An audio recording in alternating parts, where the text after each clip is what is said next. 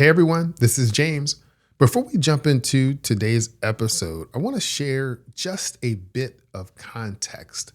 This is a re-air of a past episode, but it pairs intentionally with what we talked about last week. In that episode, we focused on celebrating wins, asking what worked, why it worked, and what can we carry forward. Today, we're going to look at the other side of the same process, but we're going to look at failure as a tool, not something to be ashamed of or not something to be avoided. If you've ever looked back on a setback and felt frustrated, disappointed, or unsure what to do next, this conversation will help you reframe that experience. We'll talk through a practical, engineering-minded way to learn from what didn't work so it doesn't get wasted. The teaching in this episode is just as relevant today as it was when it first aired. So if last week helped you recognize your wins, this one will help you extract value from your setbacks. Okay, let's dig in.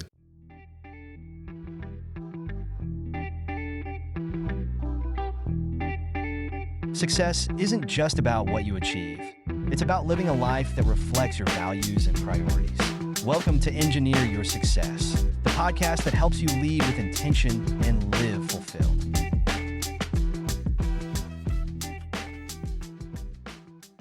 Welcome to the Engineer Your Success podcast. I'm your host, Dr. James Bryant. Last week, we talked about success autopsies and celebrating our wins. Today's failure resume episode is a natural complement to that work. Just as we methodically analyze the successes, we'll apply the same rigorous approach to understanding setbacks.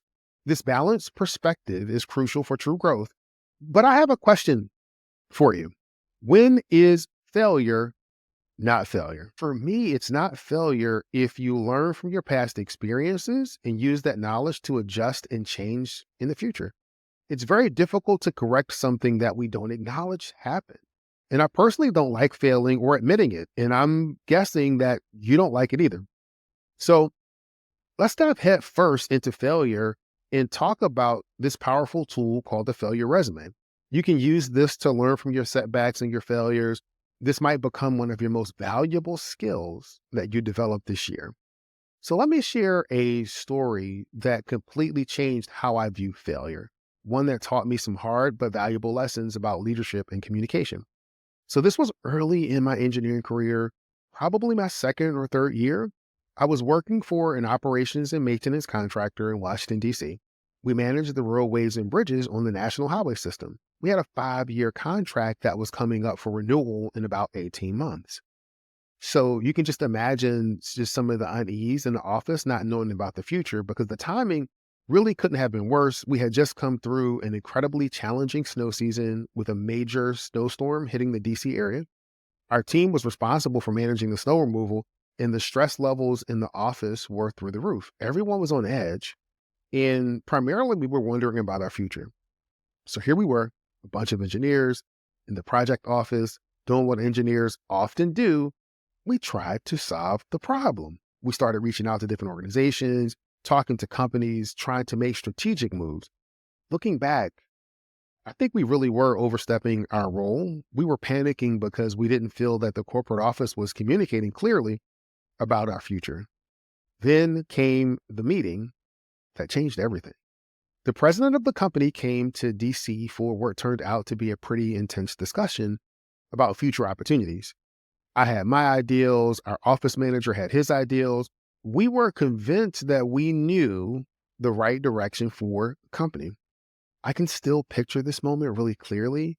The president, his face getting redder by the minute, puts his hands on his head and he says, "I'm the captain of the ship, and I say that we're going in this direction. What are you going to do?" Now, here's where the young engineer James made a crucial mistake. I looked him right in the eye and said, "I think I have a moral obligation to tell the captain that the ship is moving in the wrong direction." He repeated his question more forcefully this time, and I doubled down. "I have a professional obligation to tell you the direction that I think the ship should go." His face got even redder. One final time, he asked me, what was I going to do? and I delivered what I thought was a principal stand. I guess I'm just going to have to get off the boat. Not surprisingly, I was working for a different company not too long after that. But here's where, to me, the story gets interesting, and where the real lessons come in. So for years afterwards, I told myself a story about how the corporate office was clueless, how they didn't get it. In my mind, they were the problem. I was just the smart engineer who knew better. And it wasn't until several years later that I really had a breakthrough moment. I realized something that was pretty profound. While I was busy judging them as idiots who couldn't understand my brilliant insights, I was completely blind to my own failure, my failure to communicate effectively.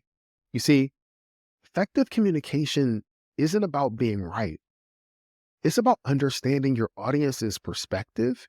If you think someone is an idiot, and I definitely did, it showed in my tone, my body language, and everything I was communicating. I was so focused on being right that I forgot about being effective.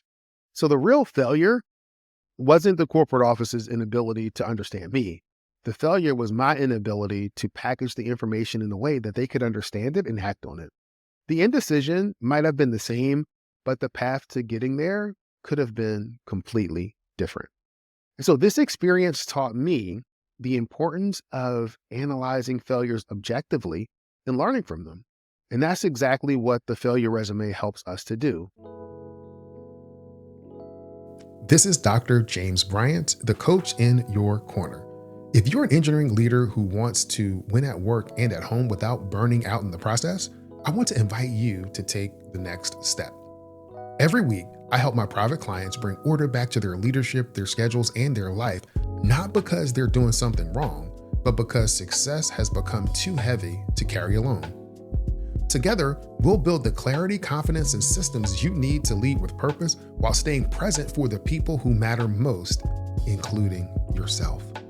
If you're ready to build a career and a life that you don't need to take a vacation from, visit engineeryoursuccessnow.com to schedule your complimentary integrated success strategy call.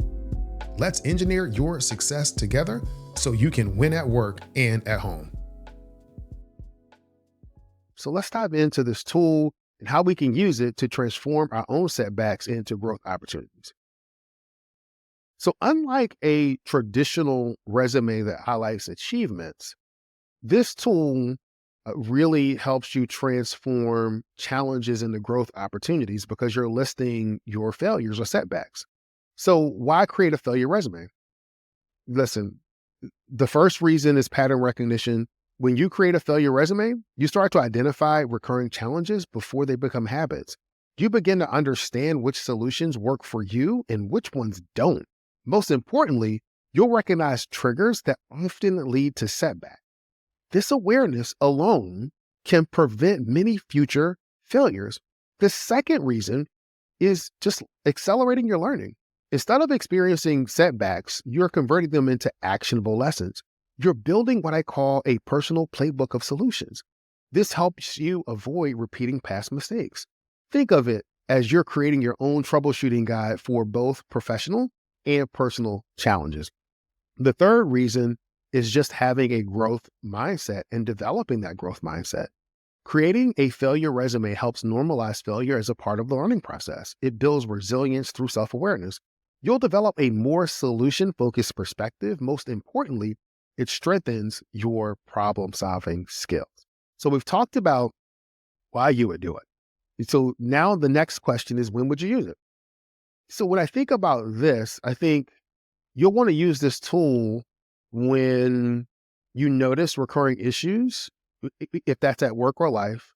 You want to pull it out after a setback that deeply affects you, or when you're considering giving up on a goal. It's also valuable when your team faces repeated challenges, or when you want to prevent a recurring problem from happening. Remember our discussion about celebrating wins and conducting success autopsies. We're going to use that same methodical engineering approach, breaking down complex situations into understandable components to analyze our setbacks. Just as we identify patterns in our successes, we're also going to look to identify those patterns in our challenges. So let's break down exactly how to create this document. For each setback, you're going to want to capture 6 key components. First, you want to document what happened. Provide a brief, factual description. Stay objective. Think like an engineer documenting a technical issue. Include relevant context, but avoid emotional language. Second, I would say use the 5 whys analysis. So this is where you dig deeper. You'll ask why 5 times to get to the root cause. So let me demonstrate this common scenario. Why did I miss a deadline? Because I was overwhelmed. Why was I overwhelmed? Because I had too many projects. Why too many projects? Because I said yes to everything. Why did I say yes to everything? Because I was afraid of disappointing people. Why was I afraid? Because I hadn't set clear boundaries. So you can see how each why gets us closer to the real issue. Third, you want to capture key learning. So, list 2 or 3 specific insights and focus on actionable takeaways and include both technical and interpersonal lessons. The fourth thing is to develop future action plans. So specify exactly what you'll do differently, create some kind of measurable change and include timelines and checkpoints. The fifth component is establish success metrics. Define how you'll know your new approach is working. Set some specific measurable indicators and include both short and long-term metrics. Finally, identify when support is needed. So what resources or skills or help will you require? Be specific about what you need to succeed. This might include potential mentors, accountability partners, a coach. But these 6 components work together to transform a setback into a learning opportunity to help you move from simply experiencing failure to actually learning and growing from it. So just like we use concrete examples to illustrate the success autopsies, and we went through one a little bit earlier, let's go through a few real world examples of using the failure resume. So let's look at a professional example, a technical presentation setback. So here's what happened. I delivered a technical presentation that lost the audience's engagement. I received feedback that the content was too complex and that the Q&A session revealed major gaps in understanding. So going through the 5 whys, I would say I discovered the root cause why they were confused. The material was too technical. Why was it too technical? I used engineering jargon without explanation. Why did I use jargon? Because I prepared the information based on the perspective of an engineer. Why did I do that? Because I didn't consider my audience's backgrounds and needs. What did I learn from this? 1, technical expertise alone doesn't ensure effective communication. 2, understanding your audience is important, and it's as important as understanding your subject. And number 3, stories and examples are more powerful than pure data. So moving forward, you can develop a clear plan of action, research the audience background before preparing content, include real-world examples and analogies, and practice with non-technical listeners, and build in engagement points every 10 minutes or so. So to measure success, you could look for more engaged audiences with visible participation, positive feedback during Q&A, and improve presentation scores if you're doing any metrics to measure your score. For support for something like this, you might need presentation skill training, feedback from diverse audience members, and just collection of some stories and relevant resources. So here's a personal one on time management. So here's what happened. I was consistently missing family dinner times due to work. My children stopped sharing their daily experiences with me. My spouse expressed frustration about my lack of presence at home. So going through the 5 whys, here's where we would apply the 5 whys. Why was I missing dinner? I kept working late. Why? I didn't set clear boundaries between work and home. Why? I felt the pressure to constantly be available. Why? I feared appearing less committed than my colleagues. Why? I hadn't defined what success looked like in both areas. So some lessons learned would be that work will expand to fill whatever time you give it, and quality time can't be postponed indefinitely because it has an impact on your relationships. So in this case, an action plan could be setting a firm quote unquote home time and communicating that with your team and blocking family dinner time off on your work calendar and creating some type of transition ritual, as well as pulling in your wife and your kids to let them know what is going on, like to let them know that this change is happening. Many times we'll make these types of changes, but we're not engaging them. And we really need to engage them if we want the support to help us continue to reach that new shift in spending that time. So these examples of how the failure resume can work in both professional and personal contexts really show that it's a systematic approach that can use to transform setbacks into growth opportunities. So whether you're dealing with technical challenges or work-life balance, work-life integration issues, or just having an issue with winning at work and at home. Let me help you make these examples work for you. Notice how both examples follow the same structure, but address things very differently. The key is to be specific about what happened, honest about the root causes, clear about the lessons, concrete about your future actions, and measurable in defining success. When you're creating your own failure resume, I do encourage you to include both the professional and personal situations. Remember, success isn't just about winning at work. It's also about winning at home too. So often you'll find that the lessons from one area can help you improve in the other. That same systematic thinking that helps you solve engineering problems can help you build stronger relationships at home. I'm going to end this podcast episode like I end every podcast episode, and that's this. Many people know what to do. Fewer people know how to do it. And there's a select group of people that follow through, do it, and are living the life of their dreams. It is my desire for you to be part of that select few. This is Dr. James Bryant, your guide to winning at work and at home, and I want you to be great this week. Thanks.